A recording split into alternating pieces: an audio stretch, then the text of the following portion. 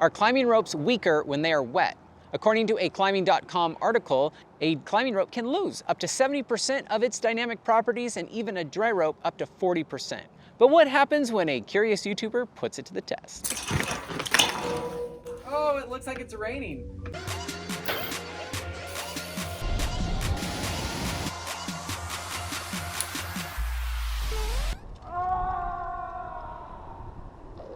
Hi, I'm Ryan Jinks, and welcome to my lab, where we are going to figure out once and for all if wet ropes break lower. In the research I did do, I found out they stretch lower, and so or they lose their elongation. And so if you were to take a whipper on a wet rope, it's going to give you a higher peak force because it's not going to stretch as much and it's not going to absorb the fall as much. And you might break sooner, but does the rope break sooner? We're going to slow pull test it. We're also going to drop test it, but first I want to know a little bit more about wet ropes. So I'm going to take this 70-meter rope, I'm going to cut it in half, and I'm going to find out after a couple minutes how much water it absorbed, and we're going to keep putting in the water until it stops getting heavier. The ends are relaxed, and they are the same length on this side. It's got a middle mark. That's not exactly in the middle. That's funny. Super close enough. 5. It decided on 5.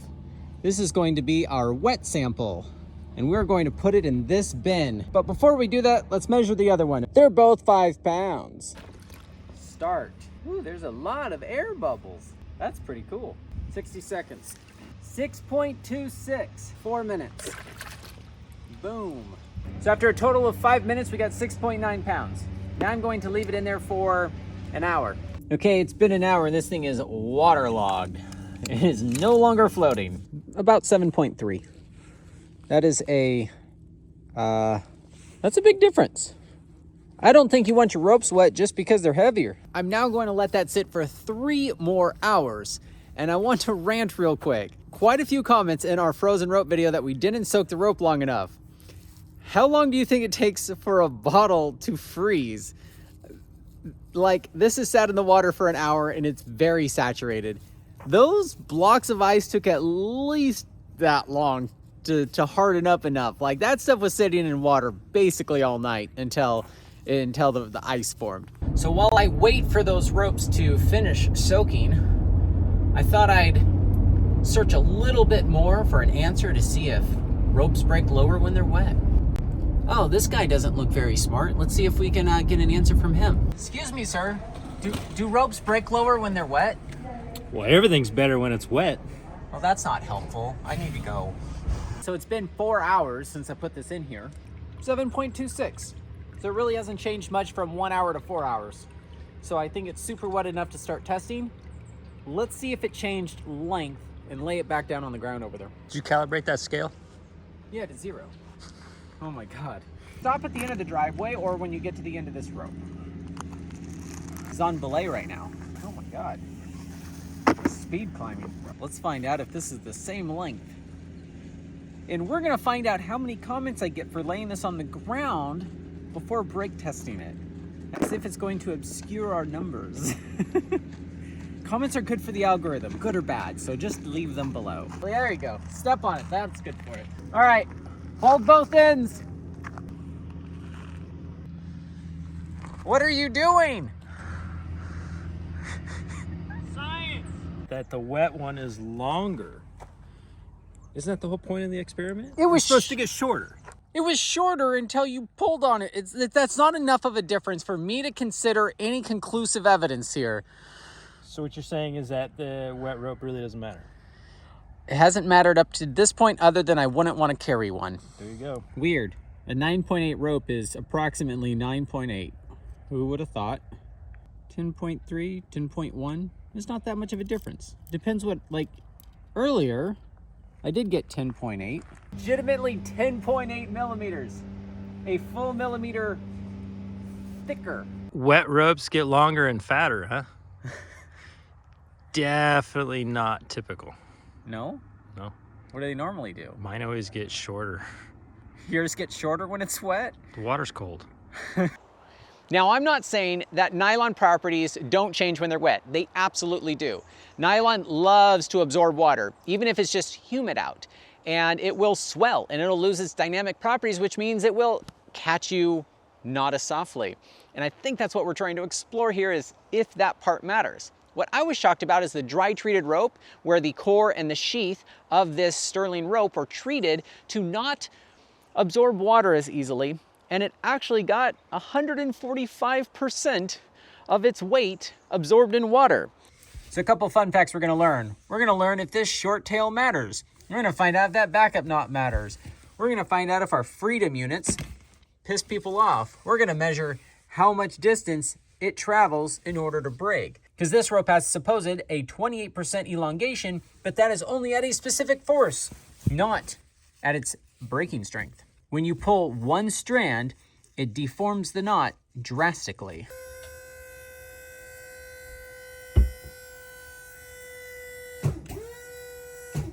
All right, so now I hit 4.3, and you can see how much it's going down as it settles. So that's also some bonus material for you. Look at how bad these knots are. That is not a recognizable figure eight, if you ask me. And this is only at 4.4 kilonewtons. Let me disappoint you. Are you ready? If you're here in the lab with me, you actually don't get to enjoy the break test. You have to stand around the corner. You can watch the episode later to find out what happens. Oh, really?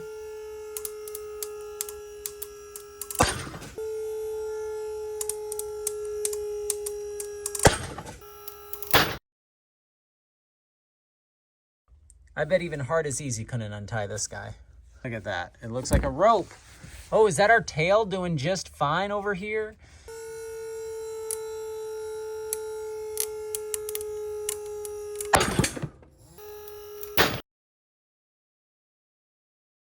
Oh my gosh, the rope broke in the knot. Whoa. Wow, this is sure exciting. So it's kind of fun. It goes up quickly and then doesn't. 15.5.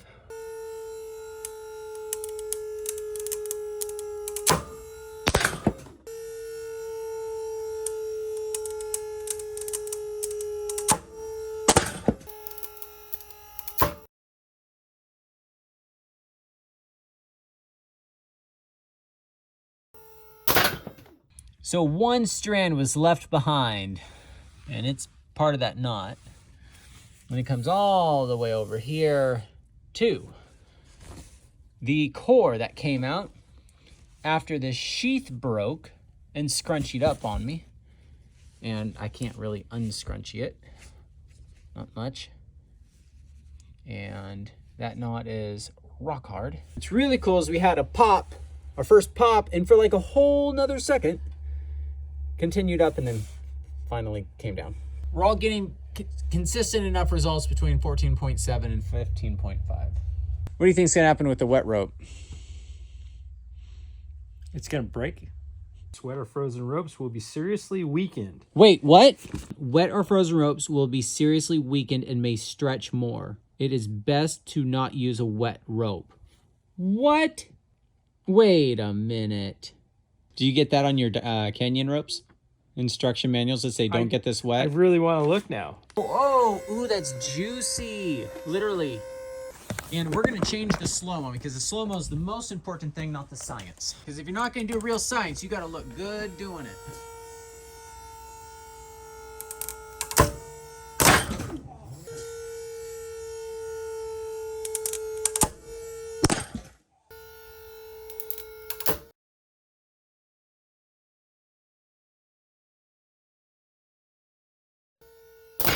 It broke right here in the knot, and it went around here and through. And we got some wet fibers here. Got some scrunchy action. The number is lower, and we've got that double break thing going.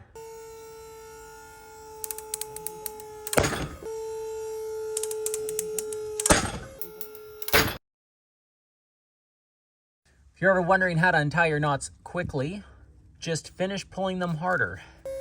Oh, that thing's pissing all over my slack snap machine. Just the way I like it. It's gotta be over 14. It was kind of a weak pop compared to the other ones. It's because it's wet. It's extremely dangerous. Didn't you read the instruction manual? I do like the fact that the core gets like left behind while the sheath breaks first. That's pretty cool. Any profound thoughts about wet ropes? I bet you this rope doesn't weigh as much anymore. Apparently, that was a dry rope we tested, and I can already read the comments before I even post the video. Oh, that was a dry rope. Of course it didn't absorb enough water. Of course it didn't break low enough. But I have a Edelrid 9.8 meter, I think, boa from REI. It's a gym rope. So they don't dry treat gym ropes because, well, hopefully you're climbing inside if you're in a gym. It's interesting what you have to do to make the mob happy, but then again, a manufacturer can calculate a theoretical strength that everybody's like, all right, cool. Uh-huh. All right, 47 feet. I'm gonna stick in the water and we're gonna weigh occasionally and do the percentage difference and how much it calculations, yada, yada. It's late, let's go do this. We're at 0 pounds. This is 2.02 pounds. 1 minute. Oh, look at Bobby. Bobby's here.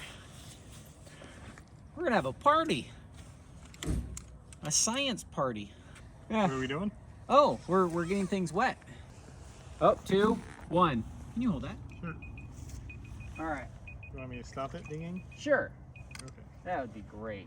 Okay, after 1 minute, a very wet, non-dry rope that started at about 2 pounds. It's 2.96.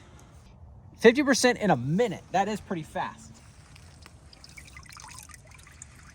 It's not much more. It's 3.14. It absorbed the water pretty quick. So let's leave it in for an hour and see if it actually retains even more water. Been an hour.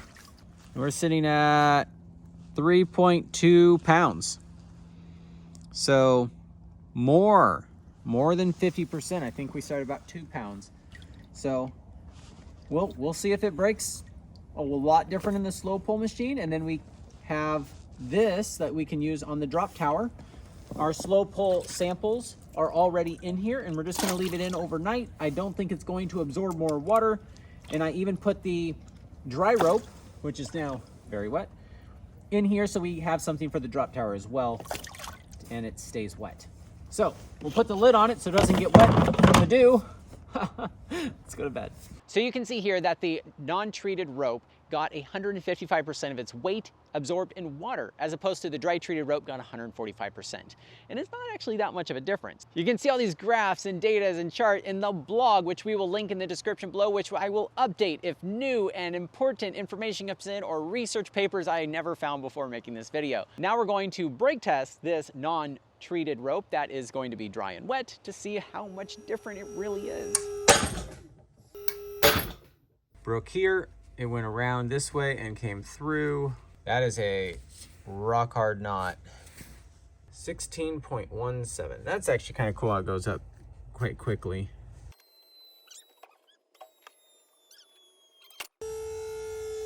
Someday.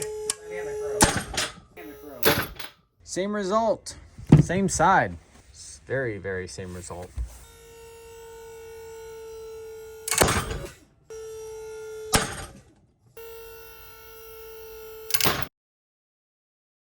Finally, it broke on this side.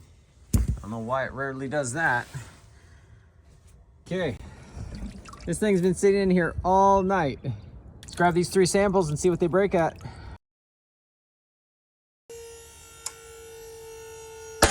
Yes! Yes! Wet ropes are weaker is a myth.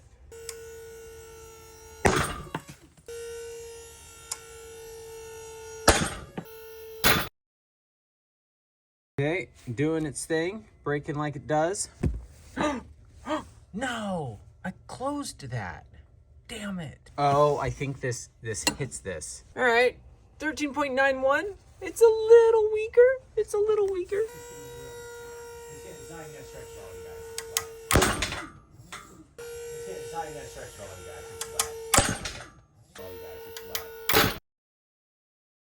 Now I think it's a little ironic that the non-treated standard rope didn't break as low as the dry treated wet rope. And I don't think we broke enough things for that to be statistically significant. I'm not saying that dry treated ropes break lower. If we did 100 of each with the variations knots bring to the table, I think they may have broken the same. And I'm drawing all those conclusions off of only 3 tests. Take it for what it's worth.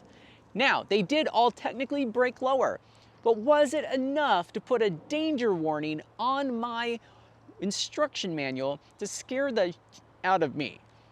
Well, tying a figure 8 reduces the strength of my rope 50%, and they didn't put a warning label there. I would like to see more context, or somewhere I can go explore this, that I can see the context in what they're talking about, why they are making these claims, so I can make judgment calls on the fly when I might not have a choice whether or not I need to keep going when my rope is wet. Now keep in mind, the ropes we're talking about in this video are all nylon. Polyester, Technora, Dyneema ropes, they all have different things going on. This doesn't really apply to those. I'd like to introduce you to my new buddy Decker, so you don't have to. We've got a Bad Bolts Kill shirt, yellow pants, because that's what we do around here.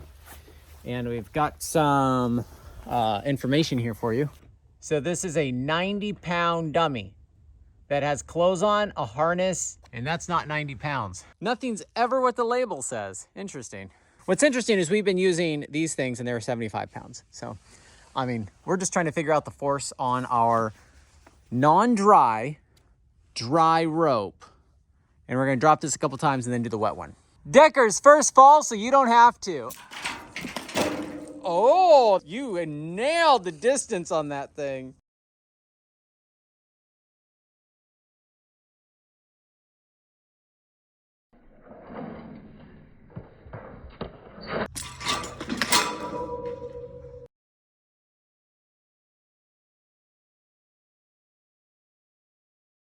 Brent just pulled this out of the water, like it's still quite wet. Brent, what do you think it's gonna do? No, I think it's just gonna squeeze out all the water. And it'll be way less heavy. This is the moment of truth. Does our wet, non-dry rope get a much higher force? Oh, it looks like it's raining. Oh, it looks like it's raining.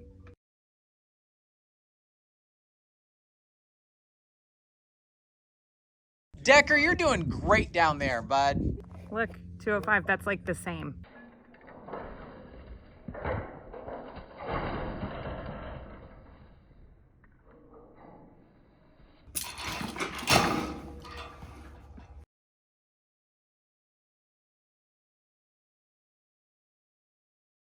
On this one, it looks like we did get some slippage. That's the knots closer to the griggery than it was. What you're saying is the wet rope had more lubrication, so it slipped? Possibly. It didn't slip all the way into the jam. So the conclusion is this whole video's for nothing? Nothing's dangerous? This whole video is to stop all the pointless fear-mongering. Wait, we're breaking gear fear? We're gonna do the non-wet, dry rope first. Wow, that's confusing.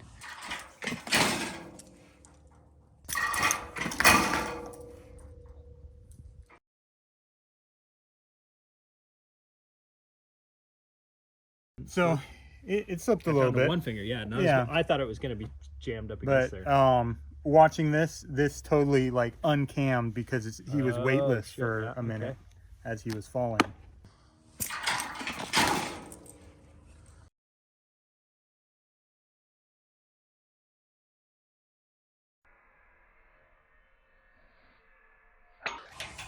Three, two, one.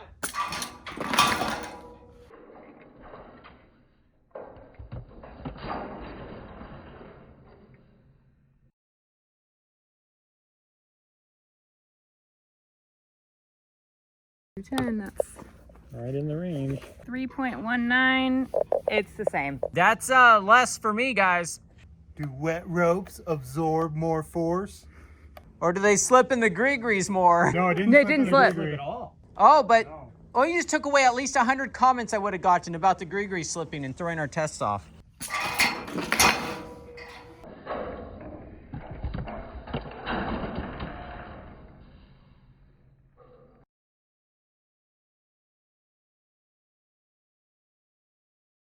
.25. So the same, basically. Yep. What we did have happen is this did slip and got jammed. Now, as you can see from our sexy bar graph here, that there wasn't much of a difference. Granted, Decker is not that heavy, but where does this gear fear come from that wet ropes are like dangerous? Well, the UIAA years ago, I believe, tested a wet rope, and instead of getting the 7 falls before the rope breaks, they got 3 falls. But I think it's important to understand the context in how they did that. They're taking an 80 kilogram weight, that's heavy by the way, it's steel, which means it absorbs nothing and is technically the equivalent of more than 80 kilograms, and they drop it with a 1.8 factor fall. And that is 1.8 times more falling than they have rope in the system. Not attached to a gree-gree, 8s to 8s, and then it snaps. That's pretty much the worst case scenario you could ever get in a fall. But does that apply to us? They got 3 falls instead of 7. That's a huge difference. But we didn't really get much of a difference at all in this situation. So there's gotta be something in between. You're gonna die and there's no difference. It might just be super good enough.